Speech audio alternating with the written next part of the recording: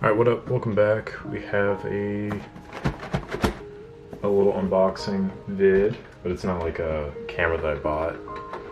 The customer's camera that has come in.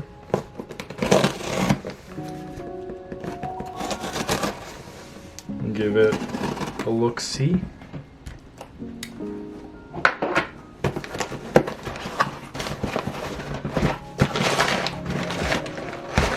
Boom.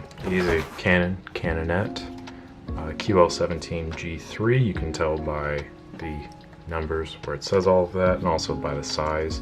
The standard Canonet QL17 is just like a little bit bigger. The G3 is a little bit smaller, as you can tell. Interestingly enough, I mentioned this before potentially, but the thread on the lens is a 48mm, so it's kind of hard to find filters for it, but this one has one, which is interesting. Customer had said is having an issue with the advancing and the firing.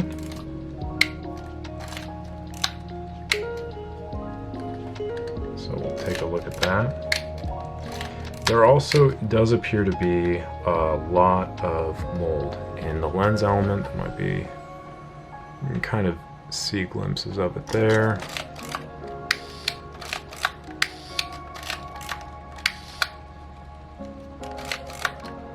There we go, that's why. It does have power. Auto's not working. Auto is working. All right, I mean, it works.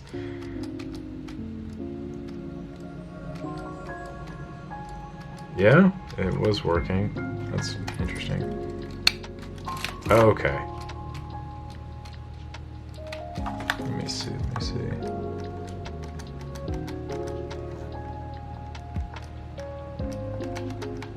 Okay, so it seems to be working really well, except inconsistently on the auto, which leads me to think that the battery in there potentially could be close to not being alive, aka no longer with us.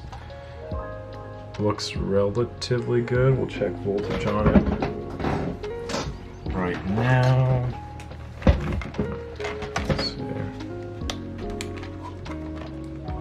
Let's see where we're at. Yeah, so it should be good. Leads me to think that the circuit might be a little bit bad somewhere, which is pretty common in these. I've talked about it before, probably. Honestly, I don't think I've done as many Canonet videos as I think I have. But the kind of rule of thumb with these is there's like one of two things that really goes wrong. Well, there's like a few very common issues with them. That would be the advance issue, the shutter just not working, and then the power being a little bit faulty. All of that's kind of due to how these are built. The advance problem is usually because of the small catching mechanism that sits about right there. It's a malleable metal piece, so it can bend out of place in a certain way, and if that doesn't catch properly, then basically it doesn't charge up the shutter, which sits in here. This is a leaf shutter. The shutter mechanism itself can go faulty, and that's typically because like the oil that's used in the focus throw can get into the blades at times because these are pretty old, and you can kind of see stuff has gotten into here because otherwise there wouldn't be mold. And then the other thing too, oh, there's mold in the viewfinder there, so we'll clean that out. The other thing too is the power, and that's typically because, again, these kind of use like mercury batteries, and then also the batteries that they were used were kind of left in there, and they can kind of get into the system and corrode it as such. That's kind of a little bit more of a challenge because you have to basically remove all of this to get to the back plating where the power contacts are, to kind of fix that.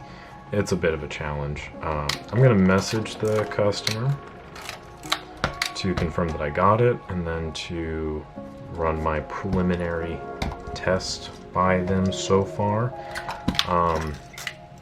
Not really bad, not a bad looking camera at all. Just a bit of mold growth and stuff.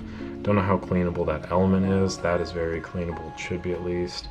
And the power is a weird thing, but I'll have to double check on that. But that's pretty much it. That's the initial inspection of a Canon Canonet QL17 G3. The other thing also look out for these, it's very common, is the front element usually has a lot of mold buildup. And as far as I know, there's no real do-it-yourself kind of way. You pretty much have to get it recoated. So that's it for now. Hope you enjoyed this video. Hope it helps you out. If you have any questions, comment down below. Like the video if you enjoyed it. Subscribe to the channel. Appreciate the support. Catch you on the next one.